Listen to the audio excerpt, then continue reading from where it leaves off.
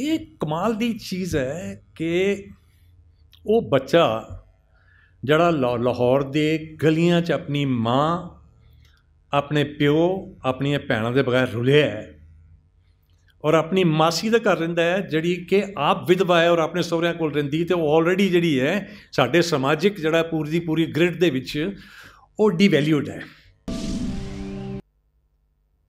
कि जड़ा रस्ता है ना रिफ्लैक्शन का ख्याल का विचार का अपने आप को रियलाइज करन दा इस दीवे दे विच जदों तक दुख का तेल नहीं पेगा तुसी किते नहीं पहुंच सकते। अच्छा ईश्वर चित्रकार तो अपने घरों सीधा साढ़े घर आते सी वो जाते नहीं सी घर अपने वो फिर उन्होंने छड्डन उन्होंने घर जाते सी जिहड़ा उत्थों कोई 3 किलोमीटर ते सी। अच्छा उत्थे छड्ड के उत्थों थोड़ा कुछ खा के फिर ईश्वर चित्रकार उन्होंने घर छड्डन आते सी।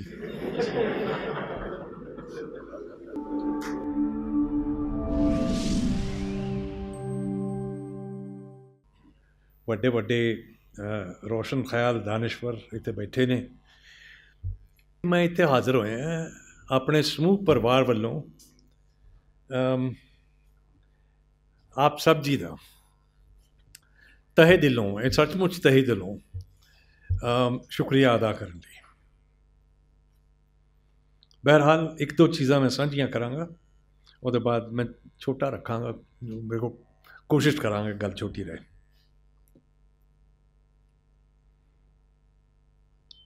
हैगल जड़े जर्मन फिलोसफर होए ने एक जगह ते वो गल करते हैं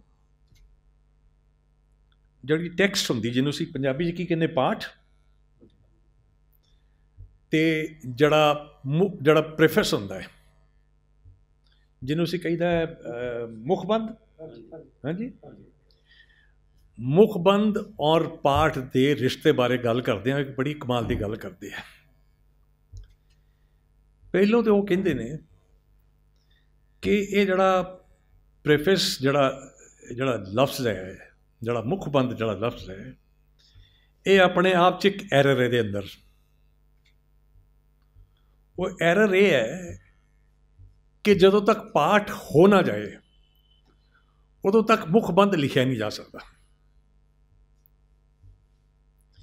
सो preface is not possible before the text. Preface जड़ा है वो टेक्स्ट के बाद आता है लेकिन ना वह प्रीफेस है कहने उसनों मुखबंद है।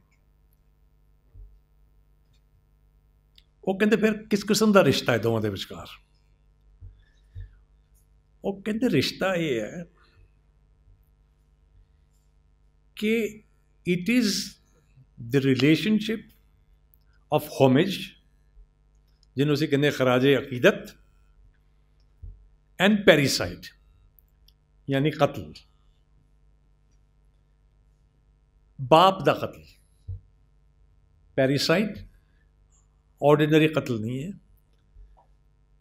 सो मैं इत्थे एक पार्टिजन के तौर पर खड़ा और मैं तो पैरीसाइड बारे तो सोच नहीं सकता तो ना ही मैं प्रीफेस हाँ मैं हाँ तो पोस्ट फेस है। और पैरीसाइड ऑफ कोर्स ये मेरी दिमाग की जी है मतलब वो मैं करना भी चाहवा तो मैं इनएडिक्वेट हाँ क्योंकि मैंने उनका सारा काम पढ़िया नहीं। मैं उन्होंने कुछ चीज़ां पढ़िया कुछ नहीं पढ़िया। जो कुछ मैं पढ़िया उहदियां सब गल्लां प्रोफैसर साहब ने इत्थे दस दियां ने पर मैं एक बनगी जिहड़ी मैं बार बार सोचना जिहड़ी बिल्कुल वंड दे इर्द गिर्द जिन्ना भी साहित्य रचा गया है उधर भी तो इधर भी उन्हां च एक बिल्कुल जिहड़ी मुख्तलिफ थां उहदी हैगी है वो की है मेरी नज़र च। हरभजन सिंह लाहौर नूं नॉस्टैल्जिया दी नज़र तो नहीं देखता।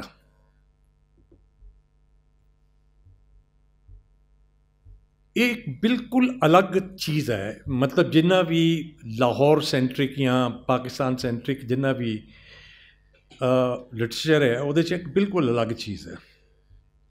वो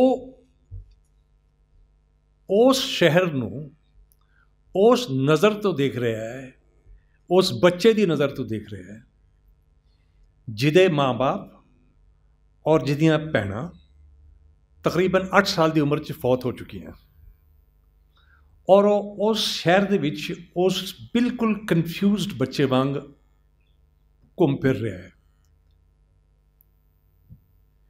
ਉਹਨੂੰ ਵੇਖਦਿਆਂ ਮੈਨੂੰ हज़रत सुल्तान बाहू का ਜਿਹੜਾ ਪਹਿਲਾ ਸੀ ਹਰਫੀ ਹੈ ਉਹਨਾਂ ਦੀ ਉਹ ਮੈਨੂੰ ਯਾਦ ਆਉਂਦੀ ਹੈ, ਜਿੱਥੇ ਉਹ ਕਹਿੰਦੇ ਨੇ ਅਲਫ ਅੱਲਾ ਚੰਬੇ ਦੀ ਬੂਟੀ ਮੁਰਸ਼ਦ ਮਨ ਵਿੱਚ ਲਾਈ ਹੂ।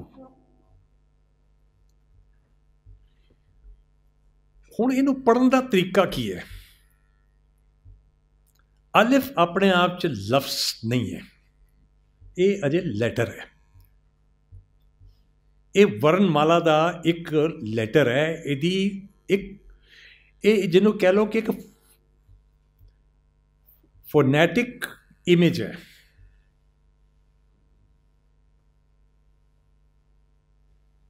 हुण ये बच्चा जड़ा है लाहौर दे विच कंप्लीटली रुलिया है और अपने डिस्टेंट अपने दूर के रिश्तेदारों के घर रहिंदा है, और उन्होंने घर जाने की किसी किस्म की कोई जिहड़ी काहली नहीं है, वो घर नूं अवॉइड करता है। ये अवॉइडेंस जिहड़ी है, घर की एबसेंस जिहड़ी है, ये ला मकानी की जिहड़ी अवस्था है जिहड़ी कि पर्सनल ग्रिम ट्रैजेडी तो पैदा होके फिर मतलब लार्जर आर्कीटाइप बनती है। ये जिहड़ी अवस्था है ये चिन्हित होंदी है हज़रत सुल्तान बाहू दे ऐस एक लाइन दे विच कि मैं एक लैटर तो शुरू करना, वो तो मैं देखना कि कोई लफ्ज़ बनता है। वो कहता है अल्लाह, लैटर तो अल्लाह, अल्लाह का मतलब है वो सारी ऑल माइटी जिते सारी ताकत है। चंबे की बूटी, वो बूटी जिदे विच कोई भी माइट नहीं है, जिदी कोई डिफेंस नहीं है, जो अपने आप मर जाएगी जो उसदा ध्यान ना किया तुसीं, जिहड़ी बहुत नाजुक है। हुण ये कमाल की चीज़ है कि वो बच्चा जड़ा लाहौर दे गलियां च अपनी माँ अपने प्यो अपनी भैनों के बगैर रुलिया है, और अपनी मासी का घर रहिंदा है जिहड़ी कि आप विधवा है और अपने सहुरियां कोल रहिंदी, ते ऑलरेडी जिहड़ी है साडे समाजिक जड़ा पूरी दी पूरी ग्रिड दे विच वो डिवैल्यूड है। इस करके इस बंदे ने अपने जड़े अर्थ ने अपने उस मुढ़ले लैटर तो बनाने ने। वो चंबे की बूटी है जिन्हें हू तक पहुंचना है। हू की है?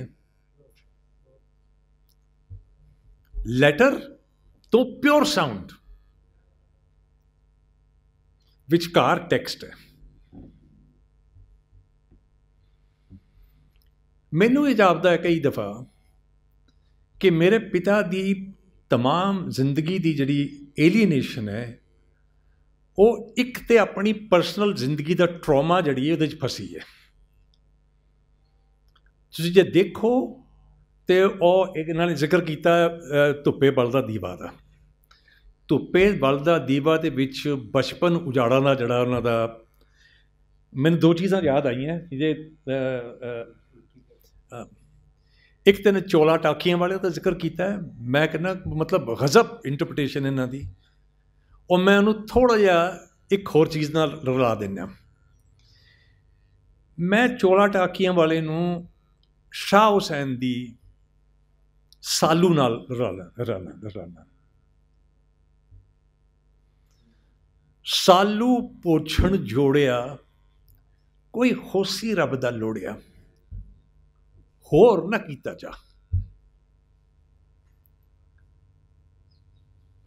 सालू मेरा उणींदा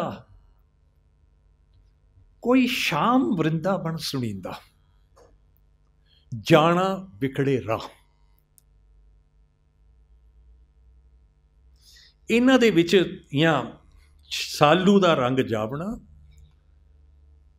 मुड़ फेर ना जगते आपना, घुम्मे चल चला। कहे हुसैन गदाइया कही रात जंगल विच आईया, रब डाढा बेपरवाह। हुण ये जिहड़ी बनतर है, प्रोसेस है, चोला टाकियां वाला जिहड़ा है वो बनतर है, वो फिनिश्ड प्रोडक्ट नहीं है। ਉਹਦੇ ਵਿੱਚ कई किस्म ਦੀਆਂ कॉन्ट्रडिक्शनस ने। ਉਹਦੇ ਵਿੱਚ ਤੁਹਾਨੂੰ ਧੁਨੀ ਮਿਲੇਗੀ ਸ਼ਾਹ ਹੁਸੈਨ ਦੀ, ਉਹਦੇ ਤੁਹਾਨੂੰ ਬਾਬੇ ਦੀ, ਬਾਬਾ ਨਾਨਕ ਦੀ ਵੀ ਤੁਹਾਨੂੰ ਰੈਜ਼ੋਨੈਂਸ ਜਿਹੜੀ ਉਹ ਸੁਣਾਈ ਪਏਗੀ, ਜਦੋਂ ਬਾਬਾ ਨਾਨਕ ਕਹਿੰਦੇ ਨੇ कि दीवा मेरा एक नाम दुख विच पाया तेल। कि जड़ा रस्ता है ना रिफ्लैक्शन दा, ख्याल दा, विचार दा, अपने आप नूं रियलाइज करन दा, इस दीवे दे विच जदों तक दुख दा तेल नहीं पेगा तुसीं किते नहीं पहुंच सकदे। एक तो है। दूसरा रैफरेंस जोड़ा मैनू कई बारी जोड़ा नज़र आता है वो है कबीर, और कबीर उन्होंने बहुत मतलब मन भावते, उन्होंने किताब भी एक जी एक पोइट्री की लिखी उन्होंने। हुण ये बड़ा इंटरस्टिंग है, ये बड़ी दिलचस्प गल है। सब ही ठोर जमात हमारी, सब ही ठोर पे मेला। कि जितों तक मेरी जमात है चारों पासे है, सब ही ठोर पे मेला। और जड़ा मेरा जड़ा मेला है, जड़ी मेरी सेलिब्रेशन है, वो चारों पासे है। हम सब माए, मैं सबना च, सबू हम माए, और सारे मेरे अंदर ने। लेकिन अगला सेंटेंस बड़ा कमाल है, वो कहता है हम हैं बहुरी अकेला।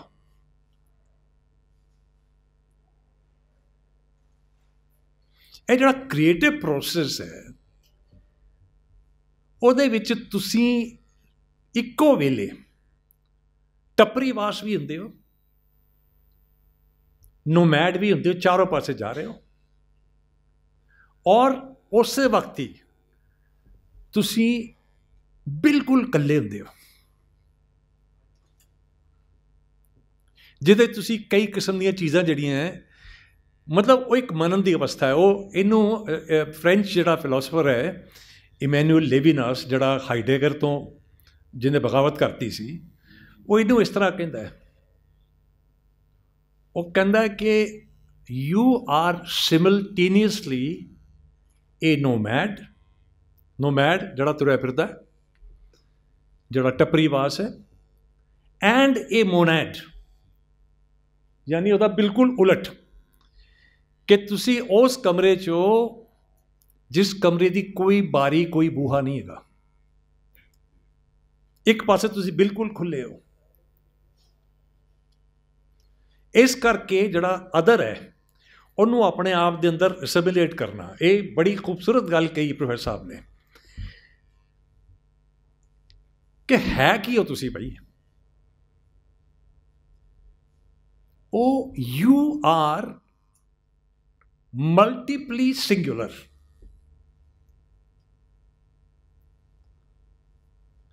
मतलब नाउन की गल करिए तो वो कहते ना, वो की कहते ने, वो सिंगुलर प्लूरल की गल करिए तो यू आर मल्टीपली सिंगुलर। ਇਹਦਾ ਉਲਟਾ ਵੀ ਹੋ ਸਕਦਾ ਹੈ that you are singularly multiple। ਇਸ ਤੋਂ ਬਗੈਰ ਗੁਜ਼ਾਰਾ ਨਹੀਂ ਹੈ। ਇਹ ਮਤਲਬ ਆਪਣੇ ਪਿਤਾ ਦੇ ਐਕਚੁਅਲੀ ਮੈਂ ਤੁਹਾਨੂੰ ਸੱਚੀ ਗੱਲ ਦੱਸਾਂ ਤੇ ਇਹਨਾਂ 'ਚੋਂ ਕਈ ਚੀਜ਼ਾਂ ਹੈ ਜਿਹੜੀਆਂ ਮੇਰੇ ਪਿਤਾ ਮੇਰੇ ਨਾਲ ਇੰਨੀ ਗੱਲ ਨਹੀਂ ਸੀ ਕਰਦੇ ਜਿੰਨਾ ਕਿ ਮੇਰੀ ਵਾਈਫ ਦੇ ਨਾਲ ਉਹਨਾਂ ਦਾ, ਉਹ ਜ਼ਿਆਦਾ ਪੜ੍ਹੀ ਲਿਖੀ ਮੇਰੇ ਤੋਂ ਕਿਤੇ। ਉਹਨੇ ਰੂਸੀ ਫਿਲੋਸਫਰ ਬਾਖਤਿਨ ਦੇ ਉੱਤੇ ਇਹਨੇ ਆਪਣੀ PhD ਕੀਤੀ, ਉਹ ਮਾਸਕੋ ਸਟੇਟ ਯੂਨੀਵਰਸਿਟੀ ਤੋਂ ਆਈ ਸੀ ਕਰਕੇ। ਅਤੇ ਇਹਨਾਂ ਦੀ ਬਾਖਤਿਨ ਦੇ ਉੱਤੇ ਹੀ ਕਈ ਮਤਲਬ ਹੁੰਦੇ ਰਹਿੰਦੇ ਸੀ ਅਤੇ ਕਈ ਚੀਜ਼ਾਂ ਜਿਹੜੀਆਂ ਜਿਨ੍ਹਾਂ ਬਾਰੇ ਮੈਂ ਵੀ ਬਹੁਤ ਕੁਝ ਸਿੱਖਿਆ ਉਹਨਾਂ, ਮੈਂ ਚੁੱਪ ਕਰਕੇ ਸੁਣਦਾ ਰਹਿੰਦਾ ਸੀ। ਜਾਂ ਮੇਰਾ ਬੈਠਾ ਹੈ ਭਤੀਜਾ ਪ੍ਰਿਆ ਰੂਪ ਸਿੰਘ, ਇਹ ਆਇਆ ਦਾ ਉੱਥੋਂ ਵੈਂਕੂਵਰ ਤੋਂ, ਇਹ ਵੀ ਬੜੀਆਂ ਕਿਤਾਬਾਂ ਅਜੀਬ ਅਜੀਬ ਜਿਹੀਆਂ ਲਿਆ ਕੇ ਉਹਨਾਂ ਨੂੰ ਜਿਹੜਾ ਹੈ ਨਾ ਉਹਨਾਂ ਦੇ ਨਾਲ ਜਿਹੜਾ ਖੇਪੜਦਾ ਰਹਿੰਦਾ ਸੀ। ਲੇਕਿਨ ਇਹਦੇ 'ਚ ਇੱਕ ਜਿਹੜੀ ਹੈ ਇੱਕ ਐਬਸੈਂਟ ਜਿਹੜਾ ਰਜਿਸਟਰ ਹੈ ਜਿਹਦੇ ਬਾਰੇ ਸੋਚਣਾ ਜ਼ਰੂਰੀ ਹੈ, ਉਹ ਹੈ ਮੇਰੀ ਮਾਂ। ਉਹ ਵਿਚਾਰੀ ਕੁਝ ਵੀ ਨਹੀਂ ਹੈ ਐਕਚੁਅਲੀ ਇੱਕ ਲੈਵਲ 'ਤੇ ਦੇਖਿਆ ਜਾਏ ਤਾਂ, ਪਰ ਮੈਨੂੰ ਇਹ ਗੱਲ ਦਾ ਬੜਾ ਸ਼ਿੱਦਤ ਨਾਲ ਅਹਿਸਾਸ ਹੈ ਕਿ ਮੇਰੇ ਪਿਤਾ ਦੀ ਇੱਕ ਜਿਹੜੀ ਹੈ ਨਾ ਜਿਹੜੀ ਉਹਨਾਂ ਦੀ ਇੰਸਟੋਲੇਸ਼ਨ ਹੈ ਉਹ ਉਸ ਤਰ੍ਹਾਂ ਨਾ ਹੋ ਸਕਦੀ ਜੇ ਮੇਰੀ ਮਾਂ ਨੇ ਬਹੁਤ ਸਾਰਾ ਮੇਰੇ ਪਿਤਾ ਦਾ ਜਿਹੜਾ ਹੈ ਨਾ ਦੁਨਿਆਵੀ ਬਰਡਨ ਉਹ ਉਸ ਤੋਂ ਬਿਲਕੁਲ ਮੁਕਤ ਕਰ ਦਿੱਤਾ ਹੁੰਦਾ ਉਹਨੂੰ। ਉਹ ਬਹੁਤ ਮਿਹਨਤੀ ਔਰਤ ਸੀ ਔਰ ਉਸ ਮਿਹਨਤ ਦੇ ਸਦਕਾ ਮਤਲਬ ਜੋ ਵੀ ਕਹਿ ਲਓ ਕਿ ਉਹ ਮਤਲਬ ਹੁੰਦਾ ਹੈ ਮਤਲਬ ਮਾਵਾਂ ਦੀਆਂ ਜਿਹੜੀਆਂ ਔਰਤਾਂ ਉਹਨਾਂ ਦੀ ਇੱਕ ਖਾਸ ਕੁਆਲਿਟੀ ਹੁੰਦੀ ਹੈ। ਮੈਂ ਹਾਲਾਂਕਿ ਇੱਕ ਸਟੀਰੀਓਟਾਈਪ ਨਹੀਂ ਪ੍ਰਪੋਜ਼ ਕਰ ਰਿਹਾ, ਉਹਨਾਂ ਨਾਲ ਮਤਲਬ ਜਿਹੜੀ ਰਿਐਲਿਟੀ ਉਹਦੇ ਨਾਲ ਖੇਬੜਨ ਦੇ ਨਾ ਕਈ ਤਰੀਕੇ ਨੇ ਉਹਨਾਂ ਦੇ ਕੋਲ, ਔਰ ਉਹਨਾਂ ਨੇ ਕਈ ਤਰੀਕੇ ਨਾਲ ਜਿਹੜੀ ਹੈ ਨਾ ਆਪਣੀ ਉਹਨਾਂ ਨੇ ਉਹ ਸਟ੍ਰੈਟੇਜਾਈਜ਼ ਵੀ ਨਹੀਂ ਕਰਦੀਆਂ। ਕੁਛ ਉਹਨਾਂ ਦੇ ਅੰਦਰੋਂ ਜਿਹੜਾ ਹੈ ਨਾ ਕੁਛ ਔਰਗੈਨਿਕ ਜਿਹਾ ਰਿਸਪੌਂਸ ਹੁੰਦਾ ਜਿਹੜਾ ਆਦਮੀਆਂ ਕੋਲ ਨਹੀਂ ਹੈਗਾ, ਅੱਜ ਵੀ ਨਹੀਂ ਹੈਗਾ। ਅਤੇ ਉਹ ਉਹਨਾਂ ਦੀ ਜਿਹੜੀ ਪੂਰੀ ਦੀ ਪੂਰੀ ਔਰ ਸਾਨੂੰ ਜਿਹੜਾ ਹੈ ਅਸੀਂ ਤਾਂ ਪਰਦੇ ਦੇ ਪਿੱਛੇ ਖੜ੍ਹੇ ਹੋ ਗਏ ਨਾ, ਘਰ 'ਚ ਛੋਟਾ ਜਿਹਾ ਘਰ ਸੀ ਸਾਡਾ, ਉਹ ਇਛਰੇ ਤੋਂ ਨਿਕਲ ਕੇ ਆਏ ਅਤੇ ਇੱਥੇ ਕਲਰਕ ਸੀਗੇ ਦਿੱਲੀ ਦੇ ਵਿੱਚ। ਉਹਨਾਂ ਦਾ ਇੱਕ ਨਾਵਲ ਜਿਹੜਾ ਅੱਧ ਲਿਖਿਆ ਨਾਵਲ ਜਿਹੜਾ ਮੇਰੇ ਕੋਲ ਪਿਆ ਹੈ, ਜਿਹਦੇ 9 ਚੈਪਟਰ ਉਹਨਾਂ ਨੇ ਉਹਦੇ ਲਿਖੇ ਨੇ, ਔਰ ਜਿਹਦੇ 'ਚੋਂ ਆਪਣੀ ਜਰਨੀ ਆਪਣੀ ਯਾਤਰਾ ਜਿਹੜੀ ਪਹਿਲੀ ਨੌਕਰੀ ਉਹਨਾਂ ਨੂੰ ਮਿਲਦੀ ਜਿਹੜੀ ਅਧਿਆਪਕ ਦੀ, ਉਹ ਮਿਲਦੀ ਉਹਨਾਂ ਨੂੰ ਰਾਜਸਥਾਨ ਝੁੰਝੁਨੂ 'ਚ। ਮਤਲਬ ਮੈਂ ਇਸ ਕਿਸਮ ਦੀ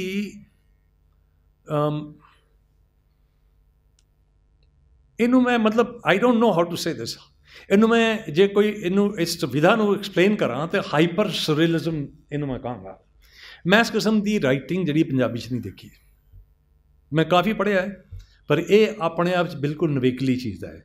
ਇਹ ਅਨਫੋਰਚੂਨੇਟ ਗੱਲ ਹੈ ਕਿ ਇਹ ਛਾਪੀ ਨਹੀਂ ਜਾ ਸਕਦੀ ਕਿਉਂਕਿ ਸਿਰਫ 9 ਉਹਦੇ ਜਿਹੜੇ ਨੇ ਉਹ ਕੀ ਕਹਿੰਦੇ ਨੇ ਖੰਡ ਹੈਗੇ ਨੇ, ਅਤੇ ਮਤਲਬ ਇਹ ਜਿਹੜੀ ਚੀਜ਼ ਹੈ ਇਹ ਕਦੀ ਸੋਚਾਂਗੇ ਕਦੀ ਉਹਨੂੰ ਇਨਕੰਪਲੀਟ ਹੀ ਜਿਹੜਾ ਨਾ ਪਬਲਿਸ਼ ਕਰਾਇਆ ਜਾਏ। ਖੈਰ ਮੇਰੀ ਆਦਤ ਹੈ ਕਿ ਮੈਂ ਬੋਲਦਾ ਹੀ ਜਾਂਦਾ। ਅਤੇ ਉਹ ਨਰਗਿਸ ਦੀ ਗੱਲ ਕੀਤੀ ਸੀ ਨਾ ਉਹਨਾਂ ਨੇ, ਉਹ ਨਰਗਿਸ ਜਿਹੜੀ ਹੁੰਦੀ ਨਾ ਉਹ ਸ਼ੀਸ਼ੇ ਸਾਹਮਣੇ ਖੜੀ ਜਿਹੜੇ ਨੇ ਬੰਦੇ ਨਾਰਸਿਸਿਸਟ ਜਿਹੜੇ ਨੇ ਉਹ ਨਰਗਿਸ ਤੋਂ ਆਏ ਨੇ। वो क्या कि हज़ारों साल नरगिस अपनी बेनूरी पर रोती है बड़ी मुश्किल से होता है चमन में दीदावर पैदा। वो नरगिस जी है ना उन्होंने ज़्यादा परवाह नहीं होती कि कोई मतलब दीदावर पैदा होता है कि नहीं होता, वो कन्विंस होती है कि दीदावर पैदा हो चुका है।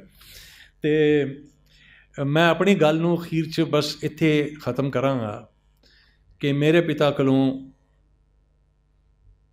मेरी माँ तो मतलब ਉਹਨਾਂ ਕੋਲ ਮੁਲਾਜ਼ਮਤ ਨਹੀਂ ਸੀ ਕੋਈ, ਘਰ ਸਿਰਫ ਬੱਚਿਆਂ ਨੂੰ ਸਾਨੂੰ ਦੇਖਦੇ ਸੀਗੇ, ਰੋਟੀ ਪਾਣੀ ਦਾ ਇੰਤਜ਼ਾਮ ਕਰਦੇ ਸੀ। ਮੇਰੇ ਪਿਤਾ ਨੇ ਸਾਨੂੰ ਕਿਤਾਬਾਂ ਦੇ ਨਾਲ ਚਾਰੋਂ ਪਾਸੇ ਘੇਰ ਲਿਆ। ਉਹ ਕਿਤਾਬਾਂ ਹੀ ਖਰੀਦੀ ਜਾਂਦੇ ਸੀ, ਯਾਨੀ ਸਾਡੇ ਬਚਪਨ ਤੋਂ ਉਹ ਕਿਸ਼ਤਾਂ 'ਚ ਆਉਂਦੀਆਂ ਸੀਗੀਆਂ 20 ਵੋਲੀਅਮਸ ਦਾ ਜਿਹੜਾ ਇਨਸਾਈਕਲੋਪੀਡੀਆ ਕੋਲੀਅਰਸ ਇਨਸਾਈਕਲੋਪੀਡੀਆ, 10 वॉल्यूम का जोड़ा है वो इंसाइक्लोपीडिया ऑफ साइंस, 6 वॉल्यूम का पूरा सैट जोड़ा सी शेक्सपीयर का, 6 वॉल्यूम की एक encyclopedia of world art history, और दुनिया भर दियां जिहड़ियां किताबां। ਉਹਦੇ 'ਚ ਉਹਨਾਂ ਨੇ ਮੈਨੂੰ ਇੱਕ ਲਾ ਕੇ ਦਿੱਤਾ ਹੋਇਆ ਸੀ ਸ਼ਾਸਤਰੀ, ਜਿਹੜਾ ਘਰ ਆਉਂਦਾ ਸੀ, ਜਿਹੜਾ ਮੈਨੂੰ ਸੰਸਕ੍ਰਿਤ ਪੜ੍ਹਾਉਂਦਾ ਸੀ, ਮੇਰੇ ਸਕੂਲ ਨਹੀਂ ਸੀਗਾ ਉਹ ਸਬਜੈਕਟ। ਉਹਦੇ ਜਿਹੜਾ ਪਹਿਲਾ ਲੈਸਨ ਉਹਨਾਂ ਨੇ ਮੈਨੂੰ, ਪਹਿਲੇ ਜਿਹੜਾ ਬੰਦ ਹੈ ਸ਼੍ਰੀਮਦ ਭਾਗਵਤ ਗੀਤਾ ਦਾ, ਅੱਛਾ ਜੀ, ਕਿ ਧਰਮ ਖੇਤਰੇ ਕੁਰੂਕਸ਼ੇਤਰੇ ਸਮਵੇਤਾ ਯੁਤਸਵਾ ਮਾਮ ਕਹਾ ਪਾਂਡਵਸ਼ਚੈਵ ਕਿਮ ਕੁਰਵਤ ਸੰਜੈ। ਉਹ ਕਹਿੰਦੇ ਸੀ ਇਹ ਜਿਹੜੀ ਸਤਰ ਹੈ ਨਾ, ਮਾਮ ਕਹਾ ਪਾਂਡਵਸ਼ਚੈਵ, ਇਹਦੇ 'ਚ ਹੀ ਪ੍ਰੋਬਲਮ ਹੈ। ਜਦੋਂ ਤੁਸੀਂ ਔਰ ਇਹ ਗੱਲ ਕਹਿ ਰਿਹਾ, ਉਹ ਮਤਲਬ ਇਹ ਗੱਲ ਉਹ ਕਹਿ ਰਿਹਾ, ਤਾਂ ਉਹਦਾ ਜਵਾਬ ਫਿਰ ਜਿਹੜਾ ਹੈ ਨਾ ਉਹ ਦੇ ਰਿਹਾ ਆਪਣਾ, ਕੀ ਨਾ ਉਹਦਾ, ਕਿਮ ਕੁਰਵਤ ਸੰਜੈ। ਕਹਿੰਦਾ ਧ੍ਰਿਤਰਾਸ਼ਟਰ ਦੀ ਬੇਸਿਕਲੀ ਪ੍ਰੋਬਲਮ ਹੀ ਇੱਥੇ ਹੈ, ਮਾਮ ਕਹਾ ਪਾਂਡਵਸ਼ਚੈਵ। ਇਹ ਜਿਹੜੀ ਪ੍ਰੋਬਲਮ ਹੈ, ਇਹ ਪ੍ਰੋਬਲਮ ਨੂੰ ਰਿਜ਼ੋਲਵ ਕਿੱਦਾਂ ਕੀਤਾ ਜਾਏ, ਇਹ ਉਹੀ ਪ੍ਰੋਬਲਮ ਹੈ ਜਿਹਦੇ 'ਚ ਅਖੀਰ 'ਚ ਜਾ ਕੇ ਬੁੱਲੇ ਸ਼ਾਹ ਕਹਿੰਦਾ ਹੈ, ਬੁੱਲਾ ਉਹ ਖੜਾ ਹੈ ਕੌਣ।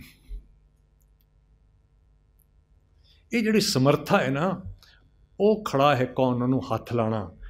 ਸੋ ਇਹ ਜਿਹੜੀਆਂ ਬੇਸਿਕਲੀ ਮੁੱਢਲੀਆਂ ਜਿਹੜੀਆਂ ਚੀਜ਼ਾਂ ਨੇ, ਇਹਨੂੰ ਮੈਨੂੰ ਹੁਣ ਯਾਦ ਆਉਂਦਾ ਕਿ ਅਸੀਂ ਜਦੋਂ ਹਾਇਰ ਸੈਕੰਡਰੀ ਕਰਕੇ ਨਿਕਲਦੇ ਹਾਂ ਸਕੂਲੋਂ,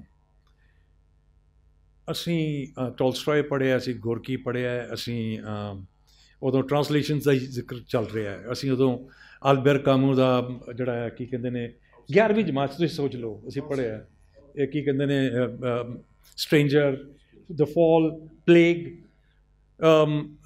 ਮੈਨ ਵਿਦਆਊਟ ਸ਼ੈਡੋਜ਼, ਕੁਛ ਸਮਝ ਨਹੀਂ ਸੀ ਆਉਂਦਾ, ਰਿਬੈਲ, ਇਹ ਸਾਰੀਆਂ ਚੀਜ਼ਾਂ ਪੜ੍ਹ ਕੇ ਅਸੀਂ ਜਿਹੜਾ ਨਾ ਫਿਰ ਨਾਡੂ ਖਾਂ ਬਣ ਕੇ ਪਹੁੰਚਨੇ ਦਿੱਲੀ ਯੂਨੀਵਰਸਿਟੀ 'ਚ। ਅਤੇ ਇੱਧਰ ਉੱਧਰ 'ਚ ਅਸੀਂ ਬੰਦਿਆਂ ਨੂੰ ਜਿਹੜਾ ਹੈ ਨਾ ਕਿਸੇ ਵੀ ਸੈਮੀਨਾਰ 'ਚ ਵੜ ਜਾਣਾ ਅਤੇ ਡਿਸਰਪਟ ਕਰਨਾ, ਕਿ ਤੁਹਾਨੂੰ ਪਤਾ ਹੀ ਕੀ ਹੈ, ਸਾਡੇ ਨਾਲ ਗੱਲ ਕਰੋ ਨਾ, ਅਸੀਂ ਦੱਸਦੇ ਤੁਹਾਨੂੰ। ਅਤੇ ਲੇਕਿਨ ਇਹ ਹੌਲੀ ਹੌਲੀ ਕਰਕੇ ਇਹ ਆਇਨ ਆਊਟ ਹੁੰਦੀ ਗਈ, ਇਹਨਾਂ ਨੇ ਸਿਖਾਇਆ ਕਿ ਵੀ ਇੱਦਾਂ ਨਹੀਂ ਗੱਲ ਹੁੰਦੀ, ਇੱਦਾਂ ਨਹੀਂ ਗੱਲ ਹੁੰਦੀ। ਅਤੇ ਇਹ ਜਿਹੜੀਆਂ ਗੱਲਾਂ ਨੇ, ਇਹਨਾਂ ਨੂੰ ਹਾਲਾਂਕਿ ਮਤਲਬ I can go on and on, but ਮੈਂ ਸੋਚਣਾ ਕਿ ਮੈਂ ਇੱਥੇ ਖ਼ਤਮ ਕਰਨਾ ਆਪਣੀ ਗੱਲ। ਅਤੇ ਮੈਂ ਫਿਰ ਇੱਕ ਵਾਰੀ ਤੁਹਾਡਾ ਜਿਹੜਾ ਹੈ ਹੋਰ ਸੁਣਨਾ ਚਾਹੁੰਦੇ ਹਾਂ ਅਸੀਂ। ਨਹੀਂ ਬਸ ਹੋ ਗਿਆ। ਹੋਰ ਸੁਣਾਓ। 68 ਨਾਈ ਵਾਲਾ ਪਹਿਲੀ ਜਿਹੜੀ ਗਲੀ ਜਿੱਥੇ ਮੇਰਾ ਜਨਮ ਹੁੰਦਾ ਹੈ, ਅਤੇ ਮੈਂ ਸਮਝ ਲਓ ਕਿ ਸਲਮਾਨ ਰਸ਼ਦੀ ਜਿਨ੍ਹਾਂ ਬੰਦਿਆਂ ਨੇ ਪੜ੍ਹਿਆ ਉਹਨਾਂ ਵਰਗਾ ਮੈਂ, ਮਤਲਬ ਮਿਡਨਾਈਟ ਚਿਲਡਰਨ ਤਾਂ ਨਹੀਂ ਹੈ, ਮਤਲਬ I am not part of that tribe, ਲੇਕਿਨ ਤੁਸੀਂ ਸੋਚ ਲਓ ਕਿ ਮੈਂ 3 ਸਾਲ ਬਾਅਦ ਪੈਦਾ ਹੁੰਦਾ, 4 ਸਾਲ ਬਾਅਦ, ਇੱਥੋਂ ਵੰਡ ਤੋਂ 4 ਸਾਲ ਬਾਅਦ।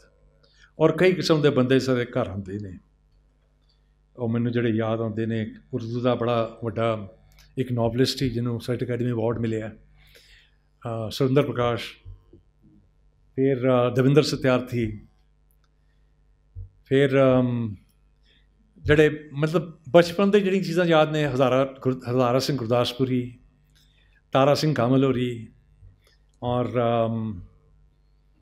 ਪ੍ਰੀਤਮ ਸਿੰਘ ਸਫੀਰ ਹੋਰੀ, ਦਵਿੰਦਰ ਹੁੰਦੇ ਸੀਗੇ, ਇੱਕ ਸ਼ਾਰਟ ਸਟੋਰੀ ਲਿਖਦੇ ਸੀ ਤਾਂ ਆਲ ਇੰਡੀਆ ਰੇਡੀਓ 'ਚ ਹੁੰਦੇ ਸੀਗੇ।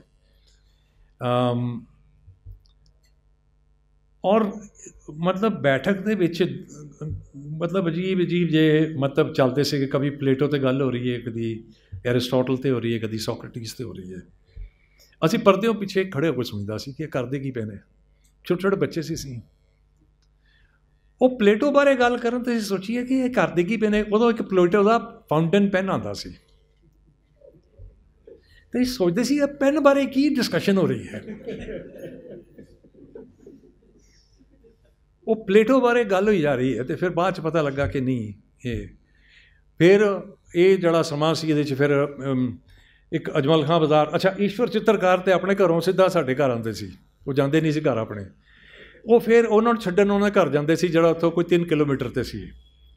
ਅੱਛਾ ਉੱਥੇ ਛੱਡ ਕੇ ਉੱਥੋਂ ਥੋੜ੍ਹਾ ਕੁਛ ਖਾ ਕੇ ਫਿਰ ਈਸ਼ਵਰ ਚਿੱਤਰਕਾਰ ਉਹਨਾਂ ਘਰ ਛੱਡਣ ਆਉਂਦੇ ਸੀ।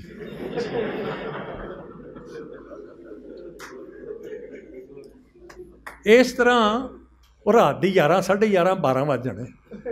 ਰਾਤੀ ਤਾਰਿਆਂ ਦੇ ਨਾਲ ਅਸਾਂ ਗੱਲਾਂ ਕੀਤੀਆਂ। ਉਹਨਾਂ ਦੀ ਜਿਹੜੀ ਮੁੱਢਲੀ ਜਿਹੜੀ ਕਿਤਾਬ ਹੈ ਨਾ ਲਾਸ਼ਾਂ, ਉਹਦੀ ਜਿਹੜੀ ਹੈ ਸ਼ੁਰੂਆਤ 40s ਦੀ ਹੈ, ਛਪੀ ਉਹ 50s ਦੇ ਮਿਡ 50s ਹੈ। ਲੇਕਿਨ ਉਹਦੀਆਂ ਕਵਿਤਾਵਾਂ ਜਿਹੜੀਆਂ ਹੈ, ਜਿਸ ਤਰ੍ਹਾਂ ਕਿ ਸੌਂ ਜਾ ਮੇਰੇ ਮਾਲਕਾ ਵਰਾਨ ਹੋਈ ਰਾਤ, ਸੌਂ ਜਾ ਮੇਰੇ ਮਾਲਕਾ ਵੇ ਵਰਤਿਆ ਹਨੇਰ, ਇਹਦਾ ਸਿੱਧਾ ਜਿਹੜਾ ਤਾਲੁਕ ਹੈ ਉਹ ਪਾਰਟੀਸ਼ਨ ਦੇ ਨਾਲ ਹੈ, ਵੰਡ ਦੇ ਨਾਲ ਹੈ। ਇਸੇ ਤਰ੍ਹਾਂ ਉਸ ਵਕਤ ਦੀਆਂ ਹੋਰ ਕਿ ਮੈਂ ਕਰ ਕਰ ਜਿਤਨਾ ਹਾਰੀ ਰਾਮਾ ਨਹੀਂ ਮੁਕਦੀ ਫੁਲਕਾਰੀ, ਇਹ ਵੀ ਜਿਹੜੀ ਨਾ ਇਹ ਮਲਟੀਪਲ ਸਿਰਫ ਜਿਹਨੂੰ ਕਹੀਦਾ ਨਾ ਕਿ ਉਹਦੇ 'ਚ ਰਜਿਸਟਰਸ ਨੇ। ਮੈਂ ਕਰ ਕਰ ਜਿਤਨਾ ਹਾਰੀ ਰਾਮਾ ਨਹੀਂ। ਮੈਂ ਇੱਕ ਹੋਰ ਇੱਥੇ ਗੱਲ ਕਹਿ ਦਿਆਂ, ਮੈਂ ਸਮਝਦਾ ਕਿ ਪਾਪਾ ਜੀ ਦਾ, ਮੇਰੇ ਪਿਤਾ ਦਾ ਪੰਜਾਬ 'ਚ ਨਾ ਰਹਿਣਾ ਇੱਕ ਹਿਸਾਬ ਨਾਲ ਮਤਲਬ ਸਮਝ ਲਓ ਕਿ ਇਹ ਬੂਨ ਸੀਗਾ, ਇਹ ਵਰਦਾਨ ਸੀ। ਜੇ ਪੰਜਾਬ 'ਚ ਰਹਿੰਦੇ ਤਾਂ ਸ਼ਾਇਦ ਉਹ ਇਸ ਤਰ੍ਹਾਂ ਨਾ ਡਿਵੈਲਪ ਕਰ ਸਕਦੇ ਜਿਸ ਤਰ੍ਹਾਂ ਕਿ ਦਿੱਲੀ ਆ ਕੇ ਕੀਤੇ ਨੇ। ਉਹਦੀਆਂ ਕਈ ਵਜ੍ਹਾ ਨੇ ਉਹਨਾਂ ਦੀਆਂ। ਇੱਥੇ ਜਿਸ ਕਿਸਮ ਦੀਆਂ ਬਾਅਦ 'ਚ ਸਾਡੇ ਘਰ ਜਿਸ ਤਰ੍ਹਾਂ ਮੈਂ ਦੱਸ ਰਿਹਾ ਸੀ ਤੁਹਾਨੂੰ ਕਿ ਹੋਰ ਵੀ ਬੜੇ ਮਤਲਬ ਦਾਨਸ਼ਵਰ ਆਉਂਦੇ ਰਹੇ। ਹੋਰ ਬਾਕੀ ਦੇਖੋ ਮੇਰੀ ਵਾਈਫ ਜਿਹੜੀ ਹੈ ਉਹ ਸਾਊਥ ਇੰਡੀਆ ਦੀ ਇੱਕ ਫੈਮਿਲੀ 'ਚੋਂ ਹੈ, ਔਰ ਉਹਦਾ ਜਿਹੜਾ ਅੰਕਲ ਹੈ ਰਾਮਚੰਦ ਸ਼ਰਮਾ, ਉਹ ਬੜਾ ਵੱਡਾ ਕੰਨੜਾ ਜ਼ਬਾਨ ਦਾ ਪੋਇਟ ਹੈ, ਔਰ ਉਹ ਪਾਪਾ ਜੀ ਆਪਸ 'ਚ ਬੜੇ ਦੋਸਤ ਸੀਗੇ। ਸਾਡੀ ਤਾਂ ਖੈਰ ਮਤਲਬ ਚਾਹ ਸਭਾ ਮੁਲਾਕਾਤ ਹੋਈ ਰਸ਼ਮੀ ਦੀ ਅਤੇ ਮੇਰੀ, ਔਰ ਉਹ ਵੀ ਇੱਕ ਹੋਰ ਮਤਲਬ ਕਮਾਲ ਦੀ ਗੱਲ ਹੈ ਕਿ ਗਾਇਤਰੀ ਚੱਕਰਵਰਤੀ ਸਪਿਵਾਕ ਦੀ ਗ੍ਰਾਮਟੋਲੋਜੀ ਨੂੰ ਅਸੀਂ ਬੈਠ ਕੇ ਦੋਵੇਂ ਇਕੱਠੇ ਪੜ੍ਹ ਰਹੇ ਹਾਂ ਇੱਕ ਮਰੀ ਜੀ ਲਾਈਟ ਦੇ ਵਿੱਚ। ਉਹ ਮੁਸ਼ਕਿਲ ਜਿਹੀ ਕਿਤਾਬ ਹੈ, ਨਾ ਉਹਨੂੰ ਪੂਰੀ ਸਮਝ ਆਏ ਨਾ ਮੈਨੂੰ ਆਏ। ਉਹ ਕਿਤਾਬ ਪੜ੍ਹਦਿਆਂ ਜਿਹੜਾ ਇਸ਼ਕ ਹੋ ਗਿਆ। ਮਤਲਬ ਆਸ਼ਕੀ ਦੇ ਇਹ ਵੀ ਪੈਮਾਨੇ ਨੇ ਕਿ ਕਿਤਾਬ ਖੁੱਲੀ ਹੈ ਅਤੇ ਤੁਹਾਨੂੰ ਇਸ਼ਕ ਹੋ ਗਿਆ। ਇਹ ਪੈਮਾਨੇ ਦੀ ਸਮਝ ਜਿਹੜੀ ਹੈ ਉਦੋਂ ਆਉਣੀ ਸ਼ੁਰੂ ਹੋਈ ਜਦੋਂ ਮੈਂ ਉਰਬੀਨੋ ਪੜ੍ਹ ਰਿਹਾ ਸੀ ਅਤੇ ਉੱਥੇ ਉੰਬਰਟੋ ਏਕੋ ਸਾਡਾ ਟੀਚਰ ਸੀ। ਅਤੇ ਉੰਬਰਟੋ ਏਕੋ ਸਾਨੂੰ ਪੜ੍ਹਾ ਰਿਹਾ ਸੀਗਾ ਜਾਰਜ ਲੂਈ ਬੋਰਖਿਸ ਦੀ ਜਿਹੜੀ ਹੈ ਨਾ ਕਿਤਾਬ ਬੁੱਕ ਆਫ ਸੈਂਡ। ਉਹ ਬੁੱਕ ਆਫ ਸੈਂਡ ਪੜ੍ਹਾ ਰਿਹਾ ਅਤੇ ਉਹ ਕਹਿੰਦਾ ਕਿ ਬੁੱਕ ਆਫ ਸੈਂਡ 'ਤੇ ਰੱਖੀ ਲਾਇਬ੍ਰੇਰੀ ਦੇ ਸ਼ੈਲਫ 'ਤੇ ਕੋਈ ਰੱਖ ਗਿਆ, ਅੱਧੀ ਖੁੱਲ੍ਹੀ ਹੈ। ਕਹਿੰਦਾ ਪਰ ਮੈਂ ਜਦੋਂ ਜਾਂਦਾ ਤਾਂ ਉਹ ਪਰਚਾ ਹੀ ਨਹੀਂ ਮਿਲਦਾ ਜਿੱਥੇ ਮੈਂ ਪਿਛਲੀ ਵਾਰੀ ਜਿਹੜੀ ਛੱਡ ਕੇ ਗਿਆ ਸੀ, ਔਰ ਕਿਤਾਬ ਦਾ ਸਾਈਜ਼ ਵੀ ਕੁਛ ਵੱਧ ਗਿਆ।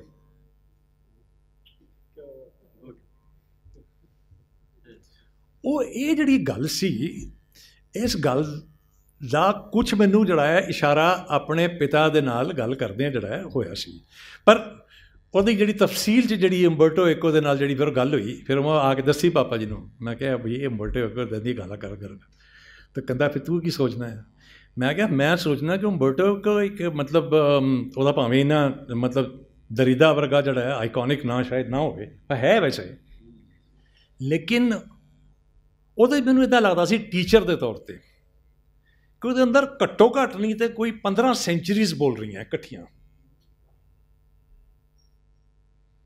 ਇਹ ਇੱਕ ਨਾਯਾਬ ਜਿਹੜੀ ਚੀਜ਼ ਹੈ ਕਿ ਟੀਚਰ ਦੀ ਜਿਹੜੀ ਮਤਲਬ ਹੈ ਕੀ ਹੈ, ਮਤਲਬ ਗੱਲ ਕੀ ਹੈ, ਟੀਚਰ ਦਾ ਕੀ ਰਿਸ਼ਤਾ ਹੈ।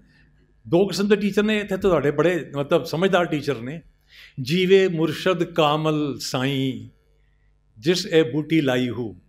ਹੁਣ ਇਹਨੂੰ ਇਸ ਤਰ੍ਹਾਂ ਵੀ ਪੜ੍ਹ ਸਕਦੇ ਹੋ ਨਾ ਕਿ ਉਹ ਮੁਰਸ਼ਦ ਜਿਹੜਾ ਕਾਮਲ ਹੈ, ਕਾਮਲ ਦਾ ਮਤਲਬ ਬੜਾ ਦਿਆਨਤਦਾਰ ਸਮਝਦਾਰ ਹੈ, ਲੇਕਿਨ ਕਾਮਲ ਦਾ ਜਿਹੜਾ ਹੈ ਵਿਗੜਿਆ ਰੂਪ ਹੈ ਪੰਜਾਬੀ 'ਚ ਹੈ ਕਮਲਾ।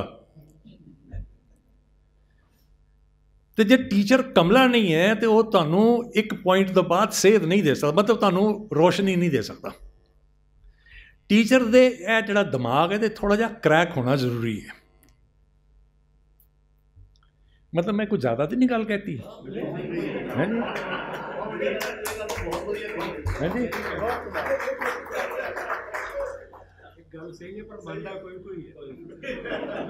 ਔਰ ਸਾਈਂ ਮਾਸਟਰ ਨਹੀਂ ਹੈਗਾ। ਸਾਈਂ ਉਹ ਸਾਇਆ ਹੈ ਜਿਹੜਾ ਤੁਹਾਡੇ ਨਾਲ ਉਸ ਵਕਤ ਵੀ ਤੁਰ ਰਿਹਾ ਹੈ ਜਦੋਂ ਕਿ ਉਹ ਫਿਜ਼ੀਕਲੀ ਉੱਥੇ ਨਹੀਂ ਹੈਗਾ। ਇਹ ਟੀਚਰ ਦੇ ਦੋ ਗੁਣ ਨੇ। ਜਦੋਂ ਤੁਸੀਂ ਵੱਡੇ ਹੋਵੋਗੇ ਕਦੀ ਆਪਣੇ ਵੱਡੇ ਵਡੇਰਿਆਂ ਨੂੰ ਯਾਦ ਕਰੋਗੇ ਇਕੱਲੇ ਬੈਠੇ ਕਦੀ, ਹੋ ਸਕਦਾ ਹੈ ਤੁਹਾਡੇ ਹੰਝੂ ਹੰਝੂ ਨਿਕਲ ਜਾਣ। ਡਰਨਾ ਨਹੀਂ, ਰੋ ਲੈਣਾ। ਉਹ ਕੁਛ ਸੀਗੇ ਬੰਦੇ, ਉਹਨਾਂ ਸੀਗੀ ਕੁਝ ਗੱਲ, ਐਵੇਂ ਨਹੀਂ ਸੀ ਯਾਦ ਕਰਦੇ। ਵੈਸੇ ਐਵੇਂ ਵੀ ਯਾਦ ਕਰ ਲੈਣਾ ਚਾਹੀਦਾ, ਜੇ ਨਹੀਂ ਵੀ ਸੀਗੇ ਕੁਝ ਤੇ ਫਿਰ ਵੀ ਠੀਕ ਹੈ। ਇਹ ਜਿਹੜੀਆਂ ਗੱਲਾਂ ਨੇ ਉਹਨਾਂ ਤੋਂ ਸਿੱਖਣ। ਅੱਛਾ, ਫਿਰ ਅਸੀਂ ਜਦੋਂ ਕਰੋਲ ਬਾਗ ਦੀ ਉਸ ਰਿਫਿਊਜੀ ਕਾਲੋਨੀ 'ਚ ਅਸੀਂ 68 ਨਾਈਵਾਲਾ 'ਚ ਜੋ ਅਸੀਂ ਰਹਿ ਰਹੇ ਸੀਗੇ, ਉੱਥੇ ਮੁਲਤਾਨ ਤੋਂ ਬੰਦੇ ਆਏ ਸੀ, ਕੁਵੇਟਾ ਤੋਂ ਆਏ ਸੀਗੇ, ਉੱਥੋਂ ਮਾਝੇ ਤੋਂ ਆਏ ਦੇ ਸੀਗੇ, ਉੱਥੇ ਸਰਾਈਕੀ ਰੀਜਨ ਤੋਂ ਆਏ ਦੇ ਸੀਗੇ ਬੰਦੇ। ਉਹ ਮੈਂ ਕਹਿੰਦਾ ਪਾਰਟੀਸ਼ਨ ਖਤਮ ਹੀ ਨਹੀਂ ਸੀ ਹੁੰਦਾ, ਉਹ ਆਪਸ 'ਚ ਹੀ ਲੜੀ ਜਾਂਦੇ ਸੀ, ਇੱਕ ਦੂਜੇ ਦੀ ਜ਼ਬਾਨ ਦੇ ਉੱਤੇ ਹੱਸਦੇ ਸੀਗੇ। ਸਿਰਫ ਮਿਲਣ ਦੀ ਇੱਕੋ ਥਾਂ ਰਹਿ ਗਈ ਸੀ, ਗੁਰਦੁਆਰਾ, ਜਾਂ ਫਿਰ ਇੱਕ ਸੈਕੂਲਰ ਸਪੇਸ ਸੀਗੀ ਜਿਹੜੀ ਕਿ ਪਾਪਾ ਜੀ ਦਾ ਦੋਸਤ ਸੀਗਾ ਭਗਵਾਨ ਸਿੰਘ ਇਛਰੇ ਦੀ ਉਸੇ ਗਲੀ ਦਾ, ਜਿਹੜਾ ਕਿ ਇੱਥੇ ਆ ਕੇ ਬਿਜਲੀ ਦਾ ਮਕੈਨਿਕ ਬਣ ਗਿਆ, ਔਰ ਉਹਨੇ ਬਹੁਤ ਪੈਸਾ ਕਮਾਇਆ ਬਿਜਲੀ ਦਾ ਮਕੈਨਿਕ ਬਣ ਕੇ। ਤੇ ਉਹਨੇ ਕਨੌਟ ਪਲੇਸ 'ਚ ਇੱਕ ਜਗ੍ਹਾ ਖਰੀਦ ਲਈ ਔਰ ਕੰਪਨੀ ਵੀ ਉਹਨੇ ਸੈਟਅਪ ਕਰਤੀ। ਉਹਦਾ ਬੜਾ ਸ਼ੌਕ ਸੀ ਮਿਊਜ਼ਿਕ ਦਾ, ਪਾਪਾ ਜੀ ਦਾ ਹੀ ਬੜਾ ਸ਼ੌਕ। ਮਤਲਬ ਪਾਪਾ ਜੀ ਨੂੰ ਜਦੋਂ ਵਿਆਹ ਹੋਇਆ ਹੈ ਤੇ ਉਦੋਂ ਸੈਕਿੰਡ ਵਰਲਡ ਵਾਰ ਸੀਗੀ ਤੇ ਬੜੀ ਗਰੀਬੀ ਦੀ ਹਾਲਤ ਸੀਗੀ ਹਿੰਦੁਸਤਾਨ ਦੀ। ਤੇ ਮੇਰੇ ਜਿਹੜੇ ਨਾਨਾ ਜੀ ਸੀ ਉਹ ਕਿਸੇ ਦੁਕਾਨ ਤੇ ਨੌਕਰ ਸੀਗੇ, ਜੀਵਨ ਸਿੰਘ, ਚਤਰ ਸਿੰਘ ਜੀਵਨ ਸਿੰਘ ਦੀ ਦੁਕਾਨ ਤੇ ਉਹ ਹੈਲਪਰ ਸੀਗੇ। ਉਹਨਾਂ ਕੋਲ ਪੈਸਾ ਹੀ ਨਹੀਂ ਸੀ ਕੁਝ ਵੀ ਦੇਣ ਜੋਗਾ, ਕੋਈ ਗਿਫਟ ਗੁਫਟ ਦੇਣ ਜੋਗੀ ਨਹੀਂ ਸੀ। ਤੇ ਮੇਰੀ ਮਾਂ ਦੱਸਦੀ ਹੁੰਦੀ ਸੀ ਕਿ ਕੱਪੜਾ ਜਿਹੜਾ ਸੀਗਾ ਉਹ ਵਿੱਚ ਤਰੁਪਿਆਂ ਵਾਲਾ ਜਿਹੜਾ ਹੈ, ਮਤਲਬ ਕੱਪੜਾ ਲੈਣਾ ਪਿਆ ਸੀਗਾ, ਚੋਲਾ ਟਾਕੀਆਂ ਵਾਲਾ। ਉਹਦੇ 'ਚ ਉਹ ਦਰਜੀ ਦਾ ਕਮਾਲ ਹੈ ਕਿ ਉਹ ਜਿਹੜਾ ਹੈ ਕੱਪੜਾ ਉਹ ਲਗਾ ਦੇਗਾ। ਉਹਨਾਂ ਨੂੰ ਇਹ ਪਤਾ ਸੀ ਕਿ ਹਰਭਜਨ ਸਿੰਘ ਦੀ ਆਵਾਜ਼ ਚੰਗੀ ਹੈ ਔਰ ਉਹਨੂੰ ਗਾਉਣ ਦਾ ਜਿਹੜਾ ਸ਼ੌਕ ਹੈ। ਉਹਨਾਂ ਨੇ ਇੱਕ ਪੁਰਾਣਾ ਜਰਮਨ ਰੀਡ ਵਾਲਾ ਇੱਕ ਇੰਨਾ ਛੋਟਾ ਜਿਹਾ ਹਾਰਮੋਨੀਅਮ ਜਿਹੜਾ ਹੈ ਉਹਨਾਂ ਨੂੰ ਵਿਆਹ ਵੇਲੇ ਦਿੱਤਾ, ਜਿਹੜਾ ਕਿ ਸਾਡੇ ਘਰ ਕਿਸੇ ਨੇ ਖੋਲ੍ਹਿਆ। ਮੇਰੀ ਮਾਂ ਨੂੰ ਤਾਂ ਆਉਂਦਾ ਨਹੀਂ ਸੀ ਵਜਾਉਣਾ। ਪਹਿਲੀ ਵਾਰੀ ਜਿਹੜਾ ਗਾਣਾ ਮੇਰੇ ਘਰ 'ਚ ਮੇਰੇ ਪਿਤਾ ਕੋਲੋਂ ਮੈਂ ਸੁਣਿਆ ਉਹ ਸੀਗਾ KL ਸਹਿਗਲ ਦਾ, भोर सुहानी चंचल बालक लड़का ई दिखलाए, हाथ से बैठा गढ़े खिलौने पाँव से तोड़त जाए, वो तो है एक मूर्ख बालक तू तो नहीं नादान, आप बनाए आप बिगाड़े ये नहीं तेरी शान। ये उन्हों का सीगा जिहड़ा गाना उन्होंने पहली बारी गाया। तो मैं तो मेरे बड़े भाई इन्हों के पिता जी असी बस देखते रह गए। मैं कहा यार ये बंदा तो कमाल है यार, तो कमाल गा। असी फिर कई दिन ही गाना गाए गए दोवें भरा मिल के। एक दिन उन्होंने चोरी की सुन लिया, उन्होंने कहा ये भी आवाज़ चंगी, इन्हों को बिठाओ थोड़ा जिहा कराओ इन्हों कम। ये साडी जिहड़ी शुरुआती म्यूजिक दे विच जिहड़ी साडी इंट्रोडक्शन सी, लेकिन असी ऑफकोर्स क्रिकेट दे विच इंटरस्टिड सी वगैरह वगैरह, वो अलग मसले ने। पर उस माहौल चों सी फिर जिहड़ा है ना ये भगवान सिंह दी गली जिहड़ी सी वो हैगी सी मैं कहा 52 नाईवाला, जिथे पहला कदी एक घ्यो दा हुंदा सी, दुकान हुंदी सी मोहन घी।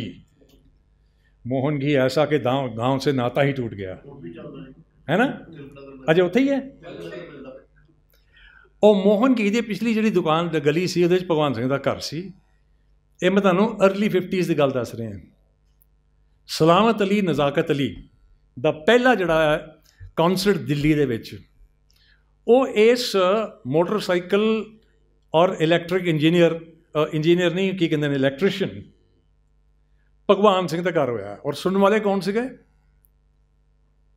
ਸਾਰੇ ਮਤਲਬ ਵਰਕਰਸ ਸਮਝ ਲਓ ਤੁਸੀਂ, ਕੋਈ ਮਿਸਤਰੀ ਸੀ, ਕੋਈ ਇਲੈਕਟ੍ਰੀਸ਼ੀਅਨ ਸੀ, ਕੋਈ ਜਾਂ ਛੋਟਾ ਮੋਟਾ ਪ੍ਰਾਇਮਰੀ ਸਕੂਲ ਦਾ ਟੀਚਰ ਸੀ। ਮੇਰੇ ਪਿਤਾ ਜੀ ਉਦੋਂ ਮੇਰੇ ਖਿਆਲ ਪ੍ਰਾਇਮਰੀ ਸਕੂਲ ਸੀਗੇ, ਪੜ੍ਹਾਉਣ ਲੱਗੇ ਸੀਗੇ। ਔਰ ਇਹ ਜਿਹੜਾ ਕਾਊਂਟਰ ਕਲਚਰ ਦੀ ਹਿਸਟਰੀ ਹੈ, ਮਹਾਰਾਜ ਪੰਜਾਬੀ ਡਿਪਾਰਟਮੈਂਟ ਵਾਲਿਆਂ ਨੂੰ ਹੱਥ ਬੰਨ੍ਹ ਕੇ ਮੇਰੀ ਬੇਨਤੀ ਹੈ ਕਿ ਦਿੱਲੀ ਦੇ ਵਿੱਚ ਜਿਹੜੀ ਪੈਰਲਲ ਕਾਊਂਟਰ ਕਲਚਰ ਦੀ ਜਿਹੜੀ ਹਿਸਟਰੀ ਹੈ ਇਹਦੇ ਉੱਤੇ ਰਿਸਰਚ ਕਰਾਓ ਔਰ ਦੇਖੋ ਕਿ ਇਹਦੇ ਵਿੱਚ ਕੀ ਕੰਟਰੀਬਿਊਸ਼ਨ ਹੈ ਜਿਹੜੇ ਗੁਰਦੁਆਰਿਆਂ ਦੇ ਵਿੱਚ ਹੁੰਦੇ ਸੀ ਰਾਤ ਸਾਰੀ ਰਾਤ ਚੱਲਣ ਵਾਲੇ ਜਿਹੜੇ ਕੀ ਕਹਿੰਦੇ ਨੇ ਕੀਰਤਨ ਦਰਬਾਰ। ਇਹਨਾਂ ਦੇ ਵਿੱਚ ਪਹਿਲੀ ਵਾਰੀ ਮੈਂ ਸੰਤਾ ਸਿੰਘ ਹੋਰਾਂ ਨੂੰ ਸੁਣਿਆ। ਇਹਨਾਂ ਦੇ ਵਿੱਚ ਮੈਂ ਸਭ ਤੋਂ ਪਹਿਲਾਂ ਭਾਈ ਸੁਬੰਧ ਸਿੰਘ ਹੋਰਾਂ ਨੂੰ ਸੁਣਿਆ। ਇਹਨਾਂ ਵਿੱਚ ਸਭ ਤੋਂ ਪਹਿਲਾਂ ਮੈਂ ਭਾਈ ਗੁਰਚਰਨ ਸਿੰਘ ਅਵਤਾਰ ਸਿੰਘ ਹੋਰਾਂ ਨੂੰ ਸੁਣਿਆ। ਇਹਨਾਂ ਵਿੱਚ ਮੈਂ ਕਈ ਹੋਰਾਂ ਨੂੰ ਸੁਣਿਆ। ਇਸੇ ਤਰ੍ਹਾਂ ਉਸ ਵਕਤ ਜਿਹੜੀ ਜਗਰਾਤੇ ਦੀਆਂ ਰਾਤਾਂ ਸੀ, ਬਿਹਤਰੀਨ ਮਤਲਬ ਕੰਮ ਹੋਇਆ ਦਿੱਲੀ ਦੇ ਵਿੱਚ ਉਸ ਵਕਤ। ਮੈਨੂੰ ਅੱਜ ਤੱਕ ਯਾਦ ਹੈ ਕਿ ਉੱਥੇ ਇੱਕ ਭਗਵਾਨ ਸ਼ਿਵ ਦੀ ਜਿਹੜੀ ਹੈ ਸ਼ਾਦੀ ਗਾਈ ਗਈ ਜਗਰਾਤੇ ਦੇ ਵਿੱਚ। ਉਹਦਾ ਮੇਰੇ 'ਤੇ ਕੀ ਅਸਰ ਹੋਇਆ ਮੈਂ ਬਿਆਨ ਤੋਂ ਬਾਹਰ ਹੈ। ਬਾਅਦ 'ਚ ਆਫਕੋਰਸ ਮਤਲਬ ਜਿਹੜਾ ਕਲਚਰ ਹੈ ਸਾਰਾ ਜਗਰਾਤੇ ਦਾ ਵੀ ਔਰ ਗੁਰਬਾਣੀ ਦਾ ਵੀ ਉਹਦੀ ਸ਼ਕਲ ਬਦਲਦੀ ਗਈ।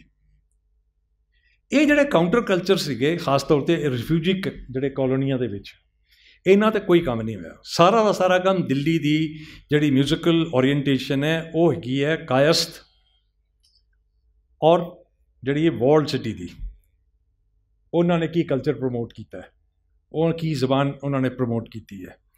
ਲੇਕਿਨ ਦਿੱਲੀ ਦੇ ਵਿੱਚ ਜਿਹੜੀ ਹੈ ਪੂਰੀ ਦੀ ਪੂਰੀ ਜਿਹੜੀ ਮਿਕਸ ਹੋ ਕੇ ਜਿਹੜੀ ਨਵੀਂ ਜ਼ਬਾਨ ਇੱਕ ਪੈਦਾ ਹੋ ਰਹੀ ਸੀ। ਇੱਕ ਜਿਹੜੇ ਆਪਣੇ ਦਸੂਏ ਵਾਲੇ ਸੀਗੇ ਸੱਜਣ, ਉਹਨਾਂ ਨੇ ਕਿਹਾ ਕਿ ਉਹ ਜ਼ਬਾਨ ਭੁੱਲ ਗਏ ਨੇ, ਅਤੇ ਨਹੀਂ, ਇੱਕ ਨਵੀਂ ਜ਼ਬਾਨ ਪੈਦਾ ਹੋਈ, ਇਕਲੈਕਟਿਕ ਜ਼ਬਾਨ ਹੈ। ਉਹਦੇ 'ਚ ਕਈ ਕਿਸਮ ਦੇ ਜਿਹੜੇ ਨੇ ਬੋਲੀਆਂ ਜਿਹੜੀਆਂ ਸ਼ਾਮਲ ਨੇ। ਉਹ ਤਾਂ ਘਬਰਾਉਣ ਦੀ ਜ਼ਰੂਰਤ ਨਹੀਂ ਹੈ। ਇਹ ਵੀ ਇੱਕ ਮੈਂ ਲੈਸਨ ਜਿਹੜਾ ਆਪਣੇ ਪਿਓ ਤੋਂ ਸਿੱਖਿਆ ਮੈਂ। ਔਰ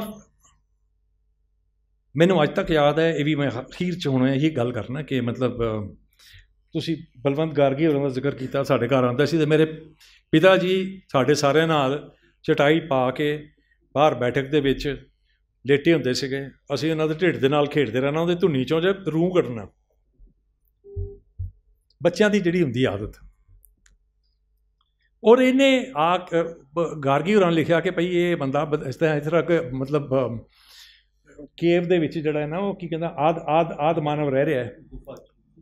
ਉਹ ਠੀਕ ਹੈ, ਉਹ ਗੱਲ ਬਿਲਕੁਲ ਠੀਕ ਹੈ।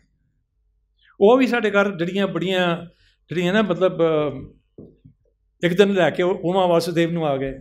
ਉਮਾ ਵਾਸੁਦੇਵ ਉਹ ਇੱਕ ਮਤਲਬ ਦੀਵਾ ਸੀ ਬਿਲਕੁਲ ਟੋਟਲ। ਉਹ ਸਾਡੇ ਲਈ ਤਾਂ ਬੜੀ ਵਕਤਾ ਪੈ ਗਿਆ ਨਾ। ਇਸੇ ਤਰ੍ਹਾਂ ਸਾਡੇ ਘਰ ਜੇ ਅੰਮ੍ਰਿਤਾ ਪ੍ਰੀਤਮ ਆ ਗਈ ਇੱਕ ਦਿਨ ਇਮਰੋਜ਼ ਦੇ ਨਾਲ, ਉਹ ਵੀ ਮਤਲਬ ਘਰ 'ਚ ਜਿਹੜੀ ਥੱਲੀ ਪੈ ਗਈ ਕਿ ਬਈ ਅੰਮ੍ਰਿਤਾ ਆ ਗਈ। ਇਸੇ ਤਰ੍ਹਾਂ ਜੇ ਘਰ 'ਚ ਸ਼ਿਵ ਕੁਮਾਰ ਬਟਾਲਵੀ ਦਾ ਆਉਣਾ ਬਿਲਕੁਲ ਅਲੱਗ ਸੀ। 1962 ਦੇ ਵਿੱਚ ਸਾਡੇ ਘਰ ਸ਼ਿਵ ਕੁਮਾਰ ਪਹਿਲੀ ਵਾਰੀ ਆਉਂਦੇ ਨੇ। ਅਜੇ ਉਹ ਇੰਨੇ ਪਾਪੂਲਰ ਨਹੀਂ ਸੀ ਹੋਏ। ਔਰ ਸਾਡੇ ਘਰ ਆ ਕੇ ਅਸੀਂ ਨਵਾਂ ਪਾਪਾ ਜੀ ਨੇ ਜਿਹੜਾ ਹੈ ਨਾ ਗਰੁੰਡਿਕ ਦਾ ਟੇਪ ਰਿਕਾਰਡਰ ਖਰੀਦਿਆ, ਅਤੇ ਉਹ ਟੇਪ ਰਿਕਾਰਡਰ ਦੇ ਵਿੱਚ ਉਹਨਾਂ ਲਾ ਕੇ ਕਿਹਾ ਵੀ ਸ਼ਿਵ ਧੂਨ ਗਾ, ਆਪਣੀ ਜਿਹੜੀ ਰਿਸਾਈਟ ਕਰ। ਪਹਿਲੀ ਜਿਹੜੀ ਉਹਨੇ ਕੀਤੀ ਸੀ, ਮਾਏ ਨੇ ਮਾਏ ਮੇਰੇ ਗੀਤਾਂ ਦੀਆਂ ਨੈਣਾਂ ਵਿੱਚ ਬਿਰਹੋਂ ਦੀ ਰੜਕ ਪਵੇ। ਫਿਰ ਉਹਨਾਂ ਨੇ ਉਹਦੇ ਨਾਲ ਹੀ ਫਿਰ ਉਹ ਦੂਜੀ ਗਾਈ, ਕੀ ਕਹਿੰਦੇ ਨੇ, ਮੈਂ ਕੰਡਿਆਲੀ ਥੋਰ ਵਿੱਚ ਸਜਣਾ ਉੱਗੀ ਵਿੱਚ ਉਜਾੜਾ, ਜਾਂ ਉੜਦੀ ਬਦਲੋਟੀ ਕੋਈ ਵਰਗੀ ਵਿੱਚ ਪਹਾੜਾ, ਜਾਂ ਫਿਰ ਇਸ ਤਰ੍ਹਾਂ ਉਹਨਾਂ ਨੇ। ਅੱਛਾ, ਅਤੇ ਇਹ ਜਿਹੜੇ ਇਹਦਾ ਮੇਰੇ 'ਤੇ ਬੜਾ ਅਸਰ ਹੋਇਆ। ਉਹ ਕਿਆ ਗਾਉਂਦਾ ਸੀ ਬੰਦਾ। ਸ਼ਿਵ ਕੁਮਾਰ ਦੀ ਆਵਾਜ਼ ਤੋਂ ਬਚਣਾ ਬੜਾ ਮੁਸ਼ਕਿਲ ਸੀ। ਔਰ ਘਰ 'ਚ ਜਿਹੜੀ ਟੈਨਸ਼ਨ ਹੋ ਗਈ, ਕਿਉਂਕਿ ਮੇਰੀ ਮਾਂ ਨੂੰ ਤਾਂ ਮੇਰਾ ਪਿਓ ਬੜਾ ਪਸੰਦ ਸੀ ਨਾ ਐਜ਼ ਏ ਪੋਇਟ। ਉਹ ਤਾਂ ਸਮਝਦੀ ਸੀ ਕਿ ਬਹੁਤ ਵੱਡਾ ਪੋਇਟ ਹੈ ਸ਼ਿਵ ਕੁਮਾਰ, ਤੇ ਐਵੇਂ ਸਾਡੇ ਪਿੰਡ ਦਾ ਹੈ। ਮੇਰੀ ਮਾਂ ਉਸੇ ਇਲਾਕੇ ਦੀ ਹੈ, ਹਜ਼ਾਰਾ ਸਿੰਘ ਗੁਰਦਾਸਪੁਰੀ ਉਸੇ ਇਲਾਕੇ ਦੇ ਨੇ, ਸ਼ਿਵ ਕੁਮਾਰ ਬਟਾਲੇ ਦਾ ਹੈ, ਅਤੇ ਉਹ ਸਾਡਾ ਇਲਾਕਾ। ਅਤੇ ਉਹ ਕਹਿੰਦੇ ਠੀਕ ਹੈ, ਪਰ ਬੰਦਾ ਅਸਲੀ ਇਹ ਹੈ। ਉਹ ਟੈਨਸ਼ਨ ਹੈ ਮੈਂ ਸ਼ਿਵ ਕੁਮਾਰ ਗਾਵਾਂ, ਉਹ ਥੋੜ੍ਹੀ ਜਿਹੀ ਪਰੇਸ਼ਾਨ ਹੋ ਜਾਏ। ਇਹ ਵੀ ਸੀਗਾ। ਲੇਕਿਨ ਉਹਨਾਂ ਨੇ ਮੈਨੂੰ ਕਦੇ ਨਹੀਂ ਮਨਾ ਕੀਤਾ ਕਿ ਤੂੰ ਸ਼ਿਵ ਕੁਮਾਰ ਨਾ ਗਾ। ਔਰ ਉਹ ਗਾਇਕੀ ਦਾ ਵੀ ਅਸਰ ਮੇਰੇ 'ਤੇ ਬਹੁਤ ਆਇਆ। ਮੈਂ ਉਦੋਂ ਗਾਇਕ ਤਾਂ ਨਹੀਂ ਬਣਿਆ। ਗਾਇਕ ਬਣਨ ਦੇ ਪਿੱਛੇ ਜਿਹੜੀ ਹੈ, ਮੈਂ ਸੱਚੀ ਗੱਲ ਦੱਸ ਰਿਹਾ, ਹੁਣ ਕਨਫੈਸ਼ਨ ਹੈ। ਉਹਦੇ 'ਚ ਪਾਪਾ ਜੀ ਦਾ ਵੀ ਬਹੁਤ ਵੱਡਾ ਇੱਕ ਯੋਗਦਾਨ ਹੈ ਕਿ 70ਵਿਆਂ ਦੇ ਅਖੀਰ 'ਚ ਜੋ ਪੰਜਾਬ ਦੀ ਹਾਲਤ ਖਰਾਬ ਹੋਣੀ ਸ਼ੁਰੂ ਹੋਈ ਔਰ ਤਮਾਮ 80s ਚੱਲੀ, ਔਰ 84 ਦੇ ਜਿਹੜੇ ਰਾਈਟਸ ਹੋਏ, ਉਹਦੇ ਬਾਅਦ ਵੀ ਚੱਲਦੀ ਰਹੀ। ਇਸ ਡਿਸਟਰਬੈਂਸ ਨੇ ਮੈਨੂੰ ਬਿਲਕੁਲ ਇੱਕ ਦੂਸਰੀ ਜਿਹੜੀ ਹੈ ਦਿਸ਼ਾ, ਦੂਸਰੀ ਸੰਮਤ ਵਿੱਚ ਜਾਣ ਲਈ ਉਹਨੇ ਪ੍ਰੇਰਿਆ, ਬੜਾ ਦੁੱਖ 'ਚੋਂ। ਔਰ ਮੈਂ ਆਪਣਾ ਜਿਹੜਾ ਹੈ general of arts and ideas ਵਗੈਰਾ ਜਿਹੜਾ ਉਹਦੇ 'ਚ ਬੜੇ ਔਖੇ ਔਖੇ ਆਰਟੀਕਲ ਲਿਖਦਾ ਸੀਗਾ, ਉਹ ਛੱਡ ਕੇ ਅਤੇ ਮੈਂ ਮਨਜੀਤ ਬਾਵਾ, ਇਹ ਉਹਨਾਂ ਦੇ ਵੱਡੇ ਭਾਈ ਸਾਹਿਬ ਬੈਠੇ ਨੇ, ਉਹ ਤਾਂ ਅਸੀਂ ਗਾਣ ਲੱਗ ਪਏ ਇਕੱਠੇ। ਉਹਨਾਂ ਨੇ ਆਪਣੇ ਜੇਬ 'ਚ ਇੱਕ ਮਾਚਿਸ ਦੀ ਜਿਹੜੀ ਨਾ ਡੱਬੀ ਜਿਹੜੀ ਹੈ ਨਾ ਕੱਢਣੀ, ਅਤੇ ਉਂਗਲੀ ਦੇ ਨਾਲ ਬੀਟ ਦਿੰਦੇ ਸੀ ਮੈਨੂੰ, ਅਤੇ ਮੈਂ ਬੈਠਾ ਗਾਣ ਡਿਆ। ਇਸ ਸ਼ੁਰੂਆਤ ਦੇ ਵਿੱਚ ਦੁੱਖ, ਬਹੁਤ ਜ਼ਿਆਦਾ ਦੁੱਖ ਸੀ।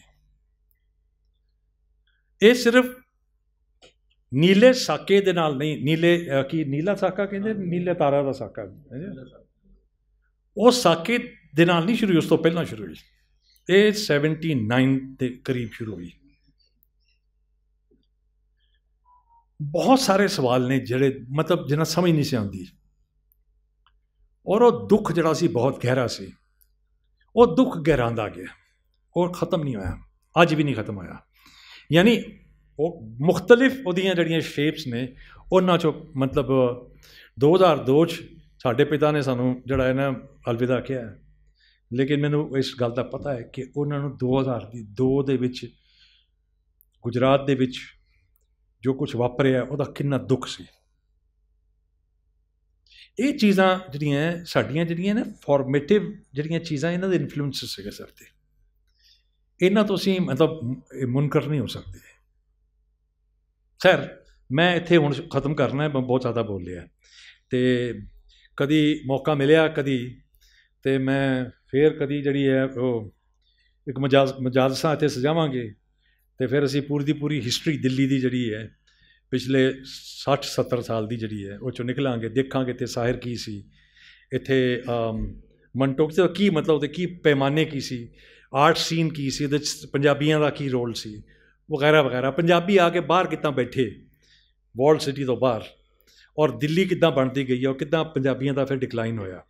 ਇਹ ਸਾਰੀਆਂ ਚੀਜ਼ਾਂ ਜਿਹੜੀਆਂ ਕੰਮ ਕਰਨ ਵਾਲੀਆਂ ਹੈ, ਇਹਨਾਂ 'ਤੇ ਕਦੀ ਜੇ ਟਾਈਮ ਮਿਲਿਆ ਤਾਂ ਇੱਥੇ ਆ ਕੇ ਵਾਪਸ ਜ਼ਰੂਰ। ਪਰ ਮੈਂ ਸ਼ੁਕਰਗੁਜ਼ਾਰ ਹਾਂ ਤੁਹਾਡਾ ਸਾਰਿਆਂ ਦਾ, ਔਰ ਤੁਹਾਡਾ ਤਹਿ ਦਿਲੋਂ ਕਿ ਤੁਸੀਂ ਮੇਰੇ ਪਿਤਾ ਨੂੰ ਜਿਹੜਾ ਹੈ ਯਾਦ ਕਰ ਰਹੇ ਹੋ। ਅਸੀਂ ਵੀ ਯਾਦ ਕਰ ਰਹੇ ਉਹਨਾਂ ਨੂੰ। ਕਦੀ ਕਦੀ ਸਾਡੀਆਂ ਅੱਖਾਂ ਨਮ ਹੋ ਜਾਂਦੀਆਂ ਨੇ, ਲੇਕਿਨ ਅੱਜ ਮੈਂ ਬੜੀ ਬਹਾਦਰੀ ਨਾਲ ਖੜਾ ਤੁਹਾਡੇ ਕੋਲ, ਅਤੇ ਮੈਂ ਬਾਇਓਲੋਜੀਕਲ ਜਿਹੜੀ ਹੈ ਨਾ ਕੀ ਕਹਿੰਦੇ ਨੇ ਪ੍ਰੋਬਲਮ ਜਿਹੜੀ ਹੁੰਦੀ ਹੈ ਪਾਣੀ ਵਗਣ ਦੀ, ਉਹ ਮੈਂ ਬੜੀ ਬਹਾਦਰੀ ਨਾਲ ਰੋਕ ਲਈ ਹੈ। ਤੁਹਾਨੂੰ ਕ੍ਰੈਡਿਟ ਦੇਣਾ ਚਾਹੀਦਾ ਮੈਨੂੰ ਇਸ ਗੱਲ ਦਾ, ਅਤੇ ਮਿਹਰਬਾਨੀ, ਧੰਨਵਾਦ, ਅੱਲਾ।